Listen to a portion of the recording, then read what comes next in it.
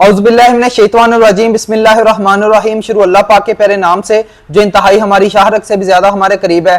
नाज़रीन, आज के व्लॉग में हम बात करेंगे पाकिस्तान में भी जितनी अपडेटेड चीजें हैं।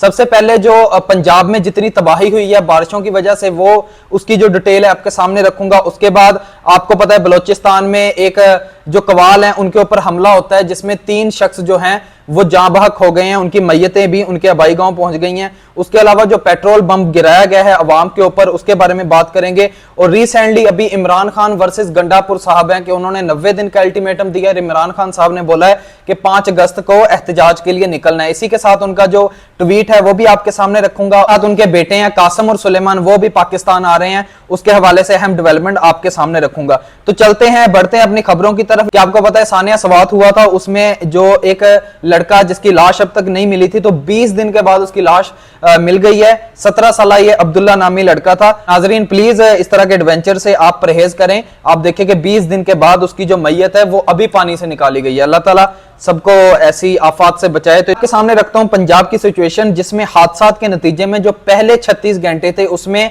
70 अफराद जान से गए हैं। मजीद जो कल रिपोर्ट सामने आई है उसमें बारिश से हादसात में 9 अफराद की जान और गई है, यानी कि लगभग ये जो फिगर्स हैं ये 100 के करीब जा रहे हैं। तो इसी के साथ जो कश्तियां हैं वो बेकार हैं, हेलीकॉप्टर्स हैं, उससे 300 अफराद को रेस्क्यू किया जा रहा है। जो चनेओट है उधर से एक खबर सामने आई है कि खंबे जो हैं वो ट्रैक पर गिर गए हैं, जिसकी वजह से जो ट्रेनों की आमद है तो उसको मुअत्तल किया गया है। तो जेहलम में पानी में फंसे हुए 498 अफराद को रेस्क्यू कर लिया गया। आप देखें कितनी बड़ी तादाद है। इस बार लोगों की जान बचाने के लिए, उनको रेस्क्यू करने के लिए हमने लाइफ जैकेट्स का भी इस्तेमाल किया, जिसके ऊपर मैंने सानिया सवात के बाद अलग से व्लॉग भी बनाया था। तो 500 अफराद को इधर बचाया गया, 300 को हेलीकॉप्टर के जरिए बचाया गया। तो आप देखें कि कितनी बड़ी ये एक कसीर तादाद है कि जिनकी वजह से लोगों की जानें बची हैं। तो यही चीजें हम तब भी कह रहे थे कि ये एक अच्छी चीज है।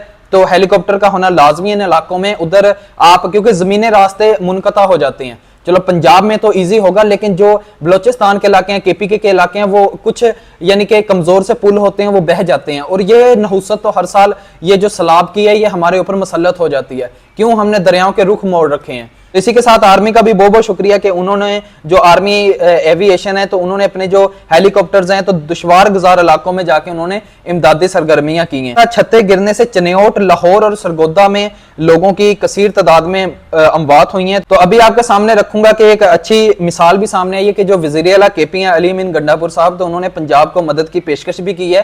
तो इसी के साथ उन्होंने बयान जारी किया कि जो पंजाब के लोग हैं वो हमारे भाई हैं, पख्तून और पंजाब भाई भाई हैं। तो यही चीज है कि देखें उधर अभी ये चीजें जो हैं ये सियासत की नजर नहीं हुई। तो जिस तरह के कुछ लोगों ने तनकीद की थी सानिया सवात को लेके पर्सनली कि जी ये उधर के मेहमान थे तो केपीके की गवर्नमेंट ने क्यों नहीं किया, देखें उनका वो बिल्कुल जो राइट था, लोगों ने बातें की, लेकिन कुछ लोग फिर पर्सनली इसके ऊपर सियासत करते हैं। लेकिन अली अमीन गंडापुर साहब की तरफ से ये एक पॉजिटिव साइन था और ये अच्छी चीज है। तो इसके बाद हम बात करते हैं बलोचिस्तान। एक बार फिर लहू लुहान है, आए दिन हमें ये वाकया देखने को मिलता है। देखें आम पंजाबी का क्या कसूर है, आम बलोची का क्या कसूर है। अभी हमने देखा इस्लामाबाद में बारिश हो रही थी, जो बलोच के लोग हैं जो उधर उनके किसी का जो वालिद है वो गुमशुदा है बड़े लंबे अरसे से। हम सबसे पहले एज अ नेशन पाकिस्तानी है और मुस्लिम है, इसके बाद ये जो बाकी हमारी सियासतें हैं ये चलती रहेंगी। लेकिन ये जो इस तरह की चीजें चलती हैं कि आम पंजाबी को मार दिया जाता है, लोगों को बसों से उतार के मारा जाता है, खुदारा ये आप जन्नत नहीं कमा रहे। जिस तरह हमारी फौज अभी बोलती है कि ये फितनातुल हिंदुस्तान की कार्रवाइयां हैं, और ये साबित भी हम कर चुके हैं।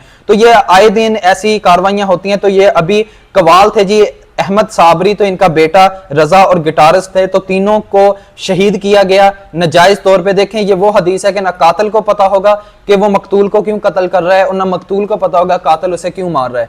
ये मेरे नबी पाक हजरत मोहम्मद सल्लल्लाहु अलैहि वसल्लम की 1400 साल पहले की गई जो उनकी पेशन गोइयां थी, उनकी हदीसें थी, या उन्होंने जो हमें फ्यूचर बताया उसके मुताबिक ये चीज एन फिट इन बैठती है। तो खुदारा इन हदीसों के ऊपर ही गौर कर लें। क्यों आप ये चंद जो आपके नजायज मकासद हैं उसके लिए। हाँ, जहां तक बलोच भाइयों की बात है, हमारे भाई हैं और भाई रहेंगे। बेशक हम भी इस चीज की नजर हो जाएं, मरते दम तक उनको अपने भाई बोलेंगे। और आप भी इस चीज के ऊपर गौर करें कि आम पंजाबी आम बलोची का क्या कसूर है। मसाइल दोनों के एज आ पाकिस्तानी जो सबके मसाइल हैं इनके वही हैं। तो इसी के साथ नाजरीन अभी इनकी जो मैयतें हैं इनके आबाई गांव में पहुंचा दी गई हैं। तो अगली खबर की तरफ बढ़ते हैं कि अवाम के ऊपर जो पेट्रोलियम मिसाइल्स हैं वो गिराए गए हैं। आमतौर पर आप सोशल मीडिया पे सुनते हैं कि जी पेट्रोलियम बम है, लेकिन मैं इसको मिसाइल्स कहूंगा, क्योंकि ये वो वाले मिसाइल्स हैं कि आप वक्तन फवक्तन अवाम के ऊपर दागे जा रहे हैं, लेकिन इससे मर कोई नहीं रहा, लेकिन डैमेज सब हो रहे हैं। डीजल की कीमत में 11 रुपए 37 रुपए फी लीटर का इजाफा हुआ है और पेट्रोल की कीमत में 25 रुपए 36 पैसे का इजाफा हुआ है। तो अभी मैं इधर मेंशन करना चाहूंगा साद रिजवी साहब को कि सर खुदारा आप अभी कोई बयान जारी करें एज अ मुसलमान गरीबों के हक में, क्योंकि तब आपने बोला था हम तरावियां वगैरह पढ़ लें तो पेट्रोल आपके बाप को भी सस्ता करना पड़ेगा ईद के बाद। तो सर ईद भी कब की गुजर गई, बल्कि उसके बाद बड़ी ईद भी गुजर गई, और अवाम के ऊपर ये 15 दिनों के दौरान, पिछला आप छोड़ दें, इन 15 दिनों के दौरान ये दोबारा अवाम के ऊपर ये पेट्रोलियम मिसाइल्स गिराए गए हैं। तो खुदारा इसके हक में आवाज उठाएं। तो अभी आप खुद दादा शुमार उठा के देख लें, मैं बात करूंगा तो वो सियासत की नजर हो जाएगी कि पहले जब 150 का पेट्रोल था ऐसा नहीं था, वो यहूदी पेट्रोल था। अभी वाला ये मुस्लिम पेट्रोल है कि 280 भी हमें ये महंगा नहीं लग रहा। तो आप खुद देख लें कि ये एक अवाम के ऊपर बहुत ज्यादा जुल्म है। तब आलमी मार्केट में इसकी कीमत क्या थी और अब क्या है। एटलीस्ट आप as a Pakistani, as a मुसलमान गरीबों के हक में जरूर आवाज बने। तो आपने देखा है हमने अपना बजट खुद नहीं बनाया, IMF के रहमो करम के ऊपर हैं हम। तो वही चीज जो ख्वाजा आसिफ साहब ने की थी कि हम वेंटिलेटर के ऊपर हैं, तो हम वो चीज अभी देख रहे हैं होते हुए कि मतलब अवाम को रिलीफ कहां मिलना था। तो बराहे करम आप अवाम को जीने दें, थोड़ा हाथ होला रखें। तो अगली खबर की तरफ बढ़ते हैं कि अभी इमरान खान साहब का जो ट्वीट सामने आया 15 जुलाई को, वो आपके सामने मैं सारे का सारा ट्वीट रखूंगा और उसमें जो चीजें अभी एहतजाज के हवाले से हैं वो भी आपके सामने आ जाएंगी। तो उसके बाद मैं आपको बताऊंगा कि कासम और सुलेमान पाकिस्तान आ रहे हैं, तो उसके पीछे अभी क्या मामला हैं। कि मैं तमाम उम्र जेल में रहने को तैयार हूं, लेकिन जुल्म और जबर के आगे झुकने का सवाल पैदा नहीं होता। पाकिस्तानी कौम को भी यही पैगाम देता हूं कि किसी सूरत जबर के इस निजाम को सामने ना झुकें। तो मुज़ाकरात का वक्त अब गुजर चुका है, तो एहतजाज का वक्त है, अब सिर्फ कौम एहतजाज करेगी। पिछले कुछ रोज से जेल में मुझ पर सख्तियां मजीद बढ़ा दी गई हैं। मेरी अहलिया बुशरा बेगम पर भी सख्ती का दायरा कर बढ़ा दिया गया है। इनके सेल में जो टीवी मौजूद था तो वो भी बंद करवा दिया गया। तो जो मेरे और मेरी अहलिया के तमाम इंसानी और कैदियों के दिए जाने वाले हकूक हैं वो मुअत्तल हैं। मुझे मालूम है कि एक कर्नल और जेल सुपरिटेंडेंट अंजम ये सब कुछ आसम मुनीर के कहने पर करवा रहे हैं, तो जिसका हिसाब होना चाहिए। तो अपनी पार्टी को वाज़ेह हदायत करता हूं कि अगर मुझे जेल में कुछ हुआ तो इसका हिसाब आसम मुनीर से लिया जाएगा। देखें ये इमरान खान साहब जब से जेल के अंदर हैं, उसके बाद जब उनके ऊपर मजीद सख्तियां हुई हैं, तो वो बार बार इस चीज को हाईलाइट कर रहे हैं कि अगर मुझे कुछ होता है तो जो कुछ करवा रही है एस्टेब्लिशमेंट करवा रही है, आर्मी चीफ हैं, वो इसके जिम्मेदार होंगे। इसके बाद वो बोलते हैं कि बुशरा बेगम पर जो जुल्म किया जा रहा है, क्योंकि मेरे दौर में जब आसम मुनीर को ओहदे से हटाया गया था, ये बात इमरान खान साहब ने काफी देर के बाद सोशल मीडिया के ऊपर कही, यानी कि जब ये army chief field marshal Asim Munir साहब बने हैं तो उसके बाद ये चीजें हमारे सामने आई हैं कि उनके दौर में जब इनको ओहदे से हटाया गया तो उन्होंने जुल्फी बुखारी के जरिए बुशरा बेगम को मुलाकात का पैगाम भेजा था, जिसे बुशरा बेगम ने ठुकरा दिया। तो इसीलिए आसम मुनीर ने इन पर सख्तियां रखी हुई हैं। शुरू दिन से इन ही की कोशिश है कि बुशरा बेगम पर सख्ती करके मुझे तोड़ा जा सके, यानी कि वो बोलते हैं कि मुझे कमजोर करने के लिए बुशरा बेगम मेरी अहलिया के साथ ये सलूक किया जा रहा है, मेरी बहनों के साथ ये सलूक किया जा रहा है, यानी कि मुझे डैमेज करने के लिए, ताकि जो मेरे मजबूत इरादे हैं मैं उनसे पीछे हट जाऊं। जिस जेल में मुझे रखा हुआ है वहां सैकड़ों पाकिस्तानियों के कातिल और दहशतगर्द भी मुझसे बेहतर हालत में रह रहे हैं। एक फौजी रिजवान को शान शौकत से रखा हुआ है, लेकिन मुझ पर हर तरह का जुल्म जारी है। तो ये जो कुछ भी कर लें, पंजाब में पिछले 2 साल से मरियम नवाज और मोहसन नकवी के जेरे साया जबर और फस्तायत का जो माहौल है, इसने जमहूरियत और सियासी सरगर्मियों का खात्मा कर रखा है। तमाम मेंबरान असम्बली का काफिले की सूरत में पंजाब आकर सियासी इज्तिमा करना खुशाइंद है। तो इस वक्त मुझ समेत कई अफराद सख्त तरीन जेलें काट रहे हैं, इसलिए पार्टी का हर शख्स अपने जाती इख्तलाफात को मुकम्मल तौर पर नजरअंदाज करे।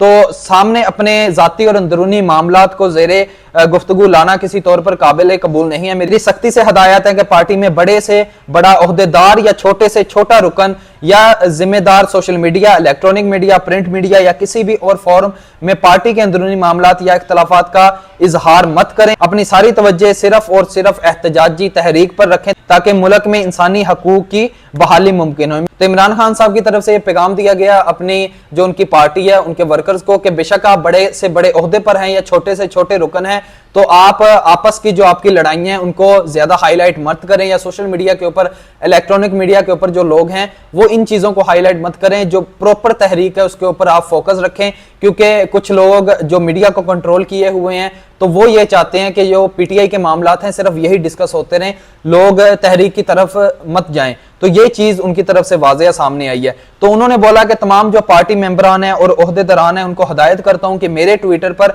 जो पैगामात हैं उनको खुद रीट्वीट भी करें और ज्यादा से ज्यादा अफराद तक मेरे ये पैगामात पहुंचाएं। सेनेट की टिकटों के हवाले से पार्टी जो है वो बाहमी मुशावरत से फैसला करे। ये ट्वीट था जी साबिक वजीर आजम इमरान खान के अडियाला जेल में वकला और अहले खाना से गुफ्तगू 15 जुलाई 2025। तो नाज़रीन अगली खबर है हमारी, इमरान खान साहब के जो बेटे हैं कासिम और सुलेमान, वो पाकिस्तान आना चाहते हैं, इस तहरीक को लीड करना चाहते हैं। वो बोलते हैं कि 2 साल से हमारे वालिद साहब को नाजायज तौर पे जेल में रखा हुआ है, जो कि आलमी मीडिया के ऊपर उनकी आवाज बनना चाहते हैं। देखें इससे पहले भी माजी में हमने चीजें सुनी भी हैं, देख भी रखी हैं, मुख्तलिफ में बयानात भी सुन रहा था सोशल मीडिया के ऊपर कि जब नवाज शरीफ साहब जेल में थे तो उनकी जो बेगम है कलसूम नवाज वो बाहर निकली थी उनके लिए, और जो हमारी पीपल पार्टी है उनके लिए भी उनकी जो आसफा भुट्टो साहिबा हैं वो लीड कर रही थी। तो मतलब ये चीजें चलती रहती हैं कि जो फैमिली है वो फ्रंट पे आती है। जिस तरह इमरान खान साहब की बहनें अभी सामने आई हैं तो बहुत सारे लोगों ने बोला कि मरूसी सियासत हो रही है। तो अभी देखते हैं कि ये भी क्या मरूसी सियासत है। आप इस बारे में कमेंट सेक्शन में जरूर हमें आगाह करें।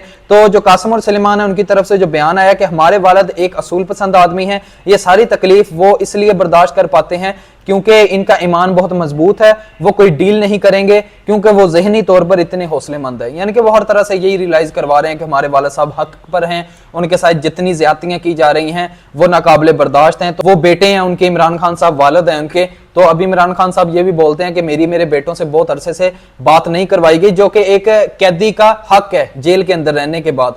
तो इसके अलावा मुख्तलिफ मामला सामने आ रहे हैं, जो देखते हैं वो पाकिस्तान आप आते हैं, पाकिस्तान की एम्बेसी उन्हें वीजा वगैरह देती है या वो आते हैं। जिस तरह आगे राना सनाउल्लाह का बयान सामने आया था कि जी वो आएंगे जरूर, तो लेकिन उसके बाद जो बरतानिया की एम्बेसी है वही उन्हें छुड़वा सकेगी आके। फिर तो अगले दिन ही उनका बयान आया कि नहीं जी वो आ सकते हैं, वो इमरान खान साहब के बेटे हैं, उनका हक है अपने वालिद के साथ खड़े हैं अगर वो इस चीज को जायज समझते हैं।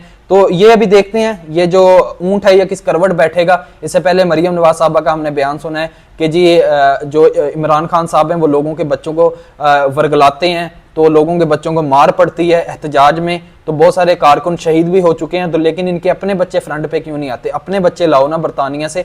तो अभी वो चीज यानी कि ऐसा था कि जैसे उनके बेटों ने ये अब जाके फील की है तो भी अपने वो वालिद की तहरीक का हिस्सा बनना चाहते हैं। इसके ऊपर जो मुख्तलिफ पार्टीज हैं उनके जो MP MNAs हैं, जो वुज़रा हैं, उनकी मुख्तलिफ क्यासर आई हैं। तो देखते हैं ये ऊंट किस करवट बैठेगा। तो इसी के साथ नाजरीन अब तक के लिए था यही कुछ। तो मजीद अगर आपको हमारी वीडियोस इन्फॉर्मेशन अच्छी लगती है तो चैनल को सब्सक्राइब करें और शेयर जरूर करें। तो इसी के साथ जो कमेंट सेक्शन है वो भी लाजमी यूज करें ताकि हम आपकी फीडबैक से आगाह हो सकें। तो अल्लाह ताला आपका हामी नासर हो, अल्लाह ताला आपको सेहत व तंदुरुस्ती दे। तो बहुत बहुत शुक्रिया वीडियो अंत तक वॉच करने का। मिलते हैं अगली वीडियो में एक नई टॉपिक के साथ। खुदा हाफिज।